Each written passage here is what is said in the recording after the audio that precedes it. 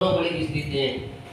वो अपने पीछे दौड़ते हुए दूतों को देखकर भयभीत धनुष छोड़कर शीघ्र ही गए। इसके बाद राजा के दूत वहां गए जहां वो साधु बड़ी स्थित था। उन दूतों को देखकर दोनों बड़े पुत्र बांध कर ले आए हैं और हर्षपूर्वक दौड़ते हुए राजा से बोले, प्रभु हम तो 4 चोर पकड़ ले आए हैं, इन्हें देखकर आप आज्ञा दे दीजिए।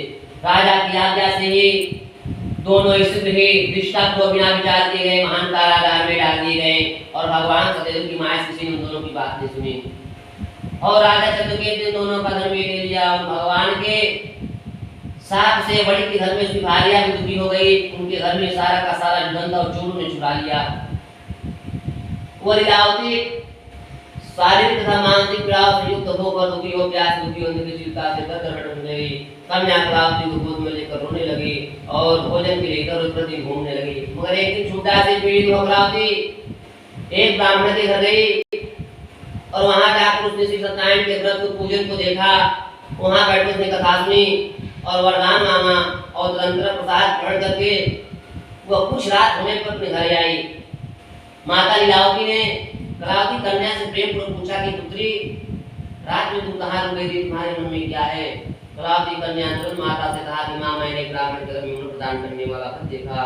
कन्या की बात सुनकर बड़ी की गायबत करने को दी हुई और प्रसन्न मन से साध्वी ने भगवान को साथ भगवान से सत्यान का किया और इस प्रकार प्रार्थना की, भगवान आप हमारे पति एवं जामात को क्षमा करें, वे दोनों अपने घर से आ जाएं। इससे भगवान संतुष्ट हो गए और राजा को स्वप्न में ऐसा कहकर भगवान दान हो गए। इसके अंततः प्रातः काल में राजा ने अपने सभासदों के साथ सभा के मध्य में बैठकर अपना स्वप्न लोगों को बताया और कहा कि दोनों बंदी पुत्र को शीघ्र ही मुक्त कर दो। राजा की ऐसी बात सुनकर राजपुरुष दोनों महाजनों बंदी पुत्र के राजा के सामने लाकर विनय पूर्वक बोले, महाराज बेड़ी बंद से मुक्त करके बड़ी पुत्र आए हैं। इसके बाद दोनों महाजन बड़े पुत्र ने जिसको प्रदान करते हुए पूर्व विद्वान का स्मरण करते हुए विद हो गए।